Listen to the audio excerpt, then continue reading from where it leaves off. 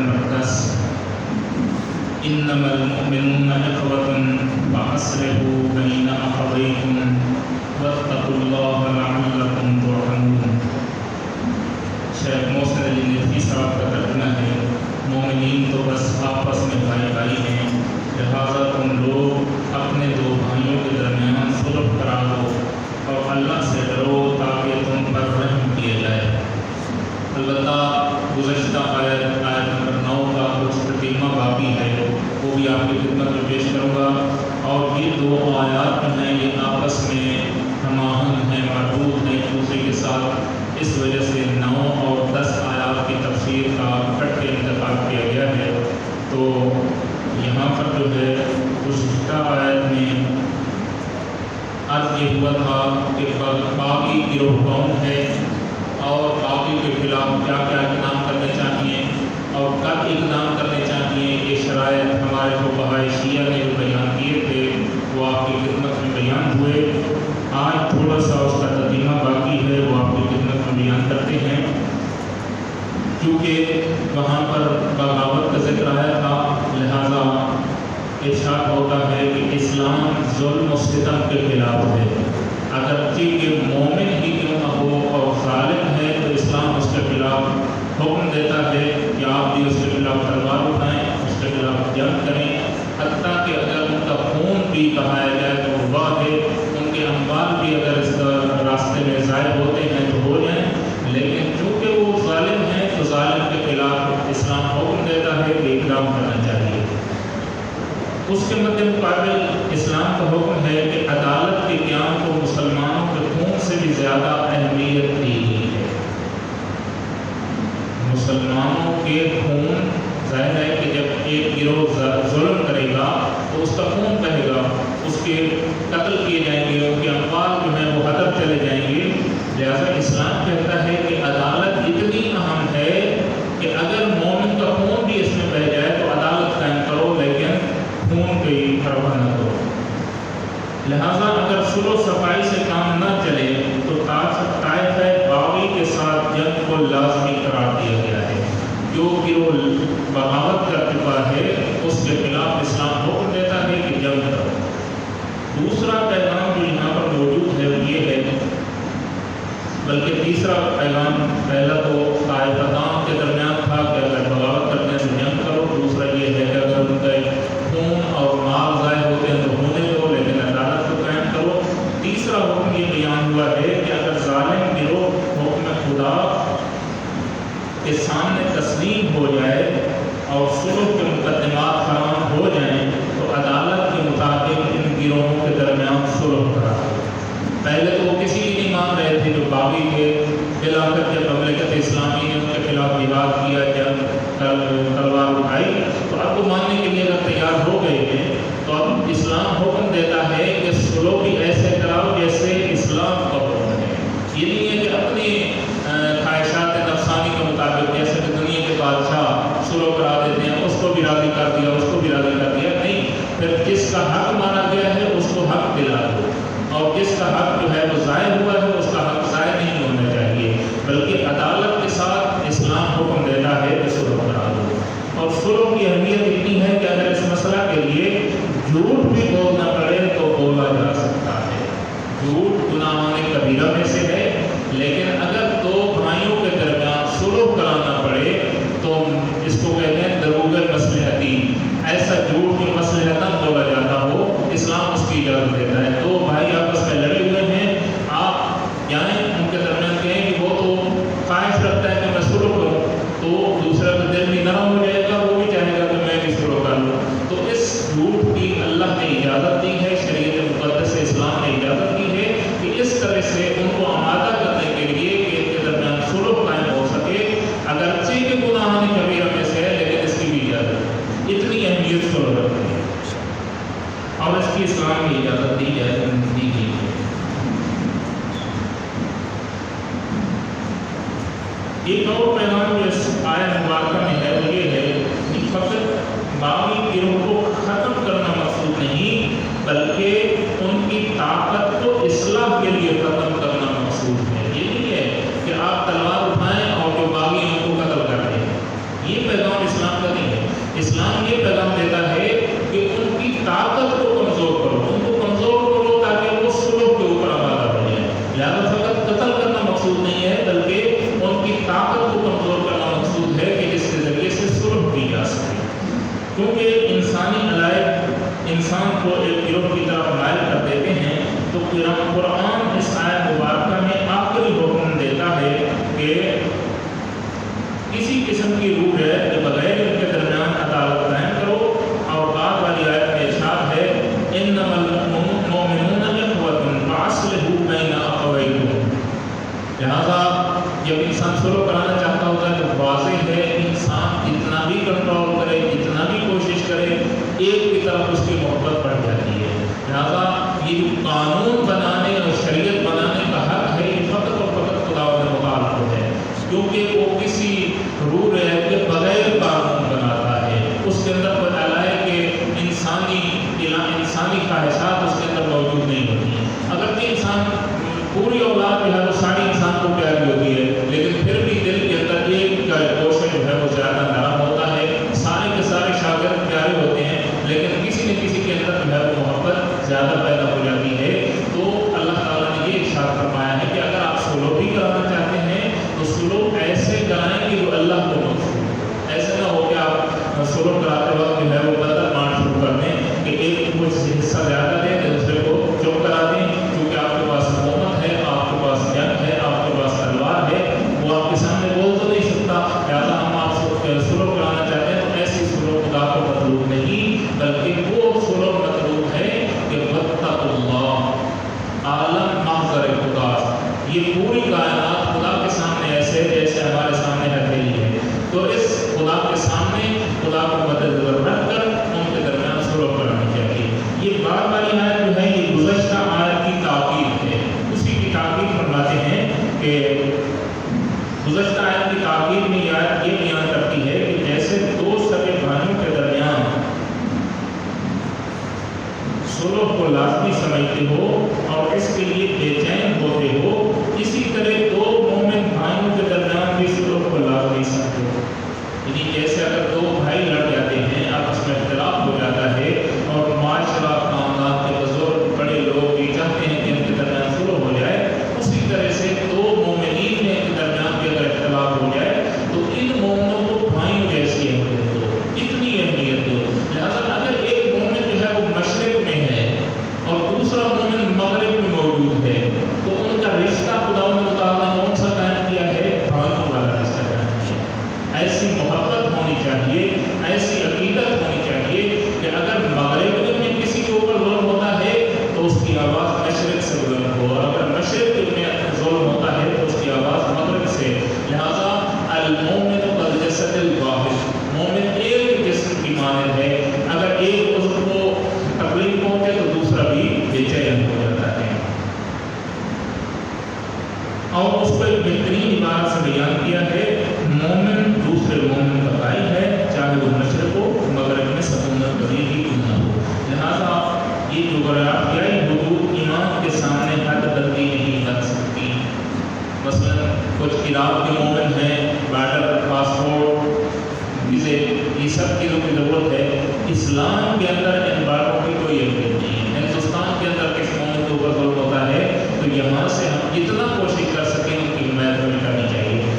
فلسطین کے اندر کسی کے اوپر ظلم ہوتا ہے تو اسلام ہمیں یہ حکم دیتا ہے کہ اگرچہ کہ یہ جغرافیائی حدود حد بندی کے لحاظ سے وہ فلسطینی ہے، آپ پاکستانی ہیں، وہ انڈین ہے، وہ فلاں ہے، وہ فلاں ہے، لیکن قرآن کی روح سے آپ فقط اور فقط اسلامی بھائی، مومن اور ایک جسد واحد کی مانند ہیں اور آپ کو ایسے رہنا چاہیے.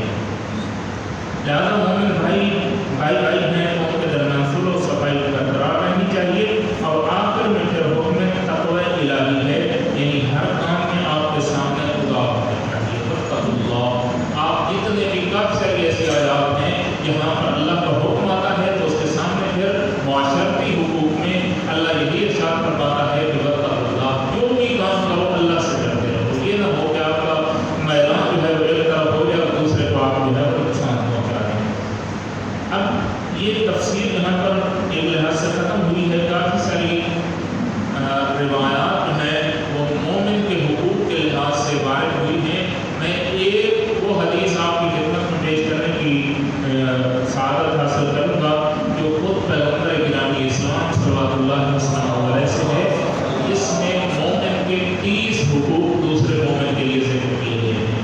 حضرت فرماتے ہیں کہ لا براءۃ لہ منہا الا بالاداء او العفو عنہ. وہ 30 حقوق ایسے ہیں کہ یا تو انسان ان کو ادا کرے یا ان کے سامنے اگر کوتاہی ہوئی ہے تو مومن بھائی سے معافی مانگے تاکہ مومن کا حق ادا کر سکتا ہے. اور ان 30 حقوق میں سے پہلا حق یہ ہے یغفر الزلۃ. اگر انسان مومن کے سامنے کوئی گستاخی ہو جاتی ہے، کوئی غلطی کر بیٹھتا ہے، تو یہ نہ ہو کہ ضد پر اڑ جائے، اس نے تو میرے سامنے گستاخی کی، اس نے تو یہ کیا. نہیں، اللہ کے نبی کا ارشاد ہے کہ اس کی کوتاہی اور اس لفظ کو معاف کر دے. یرحم عبرتہ، اس کی ناپسندیدہ باتوں پر مہربان ہو جائے. اس کی جو بات ایسی باتیں ہوتی ہیں کہ انسان کو پسند ہی نہیں ہوتی اور یہ انسان کے اختیار میں نہیں ہوتا کہ مثلا فلاں ایسے چلتا کیوں ہے، فلاں ایسے بولتا کیوں ہے، فلاں کی آواز ایسے ہے، فلاں ایسا ہے. تو اس کی ان ناپسندیدہ باتوں کے اوپر اس کو برداشت کریں. وَيَسْتُرُ عَوْرَتَهُ، اس کے راز کو چھپا کر رکھیں. اس کے راز مثلا غلطی سے کسی انسان سے کوئی غلطی ہوئی ہے، مومن نے دیکھ لیا ہے اور صحیح جاننے ہیں کو یہ سارے بات سڑے کو نہیں. خدا کا حکم یہ ہے کہ ان رازوں کو چھپا کر رکھو. اور ایک تو راز کا چھپانا واجب ہے اور دوسرا افشاء فاحشہ حرام ہے. اگر مثلا کسی مومن کی وہ غلطی انسان کے سامنے آ جاتی ہے تو اس کے اوپر حرام ہے کہ وہ کسی دوسرے کو بیان کرے. اگر بیان کرے گا تو وہ پھر اس کے بہت سارے مسائل ہیں، وہ عدالت اس کے ساتھ جو ہے پیش نماز بہت ہی اہمیت ہے مومن کے حقوق کے لحاظ سے. وَيَقْتُلُ عَثْرَتَهُ، اور اس کے اشتباہات کا جبران کرے. اور وَيَقْبِلُ مَعْذِرَتَهُ، اس کے عذر کو قبول کر لے. اگر وہ کوئی عذر پیش کرتا ہے تو اسے قبول کرنا چاہیے. وَيَرُدُّ غِيبَتَهُ، اگر کوئی شخص اس کی غیبت میں پس پشت کوئی اس کی برائی بیان کر رہا ہے تو اس کو کہے کہ آپ چپ ہو جائیں، ایسا کام کیوں کر رہے ہیں.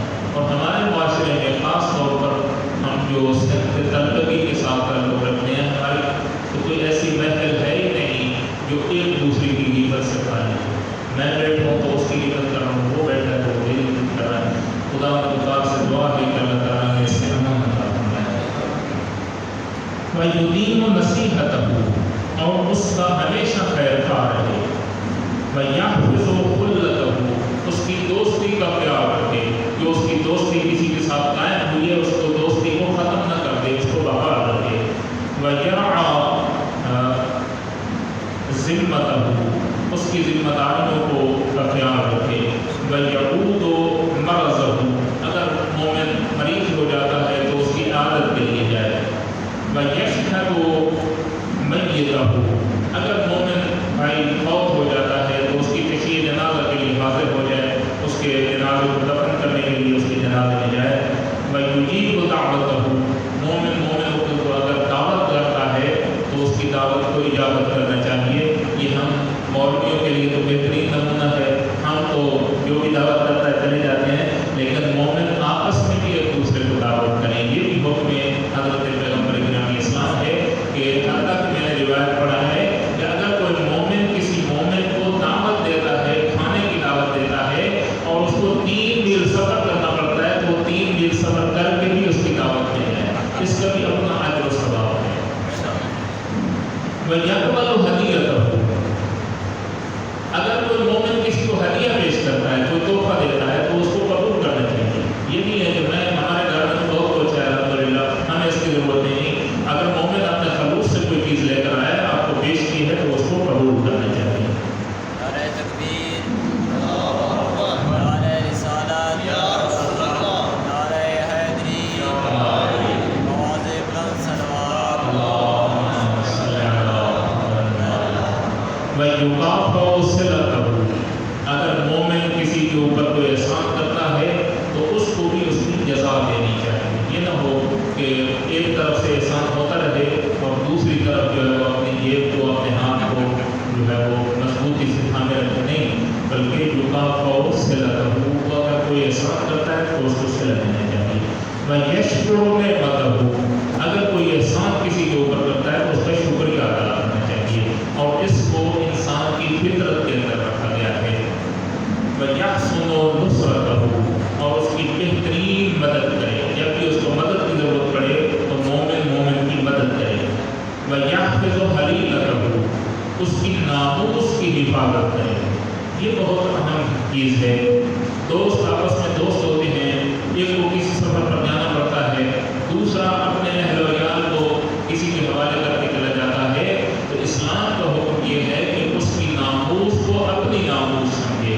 یہ نہیں ہے کہ اس کو غلط نگاہوں سے دیکھے، کوئی غلط قسم کی اس کی طرف توجہ کرے، اسلام اس کی اجازت نہیں دیتا۔ وَيَقْضِي حَاجَتَهُ، اگر اس کو کسی چیز کی ضرورت پڑ گئی ہے تو اس کی وہ ضرورت پوری کرے۔ وَيَشْفَعُ مَسْأَلَتَهُ، اگر کوئی کسی جگہ پر اس کی سفارش کی ضرورت ہے، کوئی بڑا آفیسر ہے، کہیں کلرک ہے، کہیں خدمت کر رہا ہے، دوسرے مومن کو اس کی ادارے میں ضرورت پڑ گئی ہے تو اس کی اس ضرورت کے لیے اس کی شفاعت کرے۔ وَيَسْمُدُ عَطِيَّتَهُ عَطْسَتَهُ، اور اگر اس کو چھینک آتی ہے تو اس کے لیے تحیت کہے۔ چھینک آنے کے بدلے میں انسان کو جو حکم ہے کہ اللہ تعالیٰ جو ہے اس کے لیے شفا دے، یا اس قسم کے الفاظ جو اس کی بہتری کے لیے ہیں، تحیت کرے اس کے لیے۔ وَيُرْشِدُ ضَالَتَهُ، اگر اس کا کوئی سامان، کوئی چیز گم ہو گئی ہے تو اس کے ساتھ مل کر اس کی تلاش کروائے، اس کی رہنمائی کرے۔ وَيَرُدُّ سَلَامَهُ، اور اس کے سلام کا جواب دینے والی، حتیٰ کہ اگر آپ نماز میں بھی کھڑے ہیں تو آ کر کوئی سلام کرتا ہے، اولا تو اگر کوئی نماز پڑھ رہا ہے اور اس کے علاوہ کوئی سلام کا جواب دینے والا موجود نہیں ہے تو سلام کرنے والے کے لیے مکروہ ہے کہ اس کو سلام کرے، نہیں کرنا چاہیے سلام نماز کے دوران۔ لیکن فرض کریں کہ اس نے سلام کر دیا ہے تو پھر وہی الفاظ جو اس نے کہے تھے وہی آپ کو لوٹا دیں۔ مثلاً اس سے کہا ہے السلام علیکم، تو آپ بھی اس کے بدلے میں کیا کہیں؟ السلام علیکم۔ اگر اس نے کہا السلام علیکم تو ہمیں بھی کیا کہنا چاہیے؟ السلام علیکم، یعنی وہی الفاظ وعلیکم السلام اس طرح سے نہیں کہنا چاہیے۔ نماز کے اندر یہ حکم ہے کہ نماز میں سلام کا جواب تو واجب ہے، لیکن جو الفاظ سلام والے نے کہے ہیں وہی اس کے جواب میں کہے ہیں۔ وَيُطِيعُ كَلَامَهُ، اس کے ساتھ میٹھی میٹھی باتیں کرے، فرصت لینے کے ساتھ، مومن کے ساتھ بات کرنا اچھی بات نہیں ہے۔ وَيَبْرَأُ إِنْعَامَهُ، اور اس کے انعام کو، وَيَبِرُّ إِنْعَامَهُ، اس کے انعام کو بہترین انعام قرار دے، اچھا انعام قرار دے۔ وَيُصَدِّقُ أَقْسَامَهُ، اگر اس کو کہیں کسی عدالت میں، کسی محکمے میں، کسی جگہ پر قسم کھانے کی ضرورت پیش آ گئی ہے تو مومن جو ساتھ موجود ہے وہ اس کی قسم کی تصدیق کرے کہ واقعاً یہ قسم کے لحاظ سے سچی قسم کھا رہا ہے۔ پہلے تو قسم نہیں کھانی چاہیے۔ حضرت امام سجاد علیہ السلام مشہور واقعہ ہے کہ حضرت کی ایک بیوی تھی جو کہ خوارج میں سے تھی، اس نے طلاق لے لی حضرت سے، حضرت نے بھی اس کو طلاق دے دی، حضرت نے اس کا حق نہ ادا کر دیا تھا۔ وہ دوبارہ جو ہے وہ مہر لینے کے لیے آ گئی، اس نے کہا کہ آپ میرا حق نہ ادا کریں ورنہ میں عدالت میں جا رہی ہوں اور آپ کو وہاں پر عدالت میں لے کر جاؤں گی۔ تو حضرت نے ارشاد فرمایا، یا بنیا محمد باقر، اے میرے پیارے بیٹے محمد باقر، جاؤ فلاں تھیلی اٹھا کر لے آؤ اور اس کو میں دوبارہ حق مار ادا کرتا ہوں، میں اس کے لیے قسم کے لیے آمادہ نہیں ہوں۔ تو مومن کو قسم سے اجتناب کرنا چاہیے، لیکن فرض کریں کوئی اور چارہ کار نہیں ہے، کوئی ایسی صورت نہیں کہ قسم سے انسان بیٹھ سکے، تو پھر جو ہے قسم اٹھائے تو مومن جو مومن کے ساتھ موجود ہے وہ اس کی تصدیق کرے۔ وَيُوَالِي وَلِيَّهُ وَلَا يُعَادِيهِ، مومن اپنے مومن بھائی کے دوست کو دوست رکھے اور اس کے ساتھ دشمنی نہ کرے۔ وَيَنْصُرْهُ ظَالِمًا وَمَظْلُومًا، یہ بہت عجیب الفاظ ہے۔ مومن کا دوست اگر ظالم ہو تب بھی انسان اس کی مدد کرے، مظلوم ہو تو تب بھی اس کی مدد کرے۔ تو یہ کیسے ہوا کہ پیغمبر اکرم اسلام ظلم کی حمایت کی ہمیں ارشاد فرما رہے ہیں؟ ہاں، اس کی تشریح یہ ہے کہ اگر انسان ظالم بن کر کسی کے اوپر ظلم کرنا چاہتا ہے تو مومن کا حق یہ ہے کہ اس کو ظلم سے منع کرے۔ آپ کا یہ کام نہیں ہے کہ آپ کسی کے اوپر ظلم کرتے ہیں،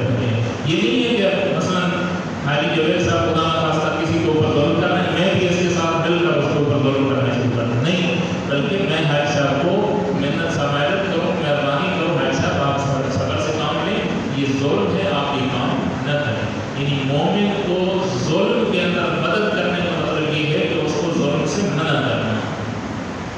فَأَمَّا نُصْرَتُهُ ظَالِمًا فَيُرُدُّهُ عَنْ ظُلْمِهِ، اس کی ظلم کے اندر مدد یہ ہے کہ اس کو ظلم کرنے سے منع کرے، روکے.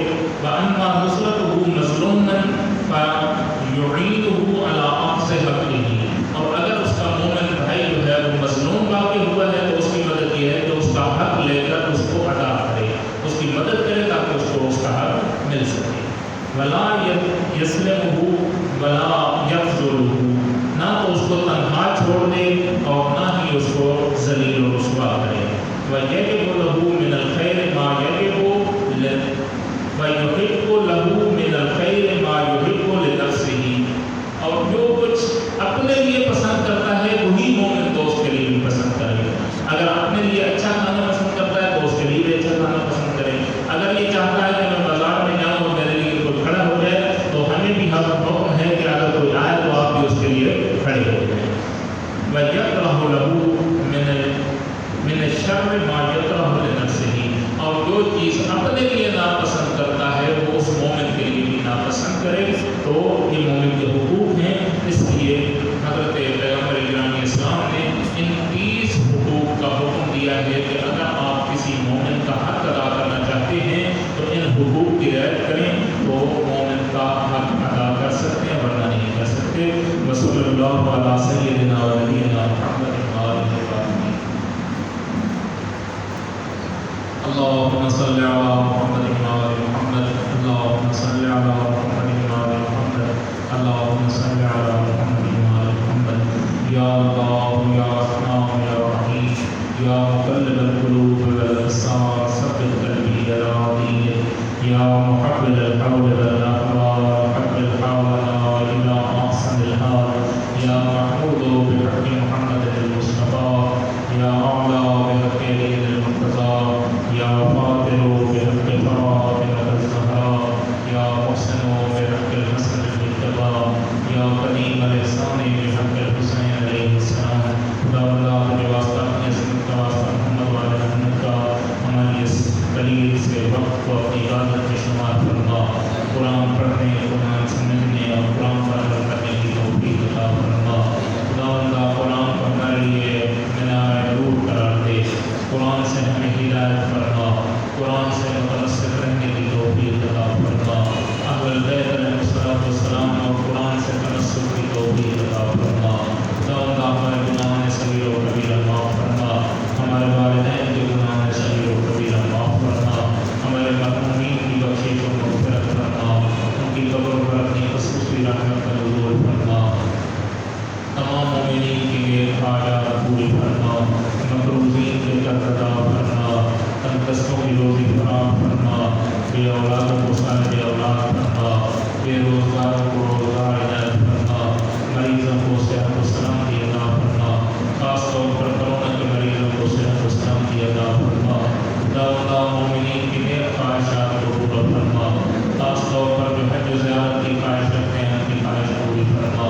مقامات مقدسہ کی حفاظت فرما، جنت البقیع کو آباد فرما، حرمین شریفین کو آستین کے قبضے سے آزاد فرما.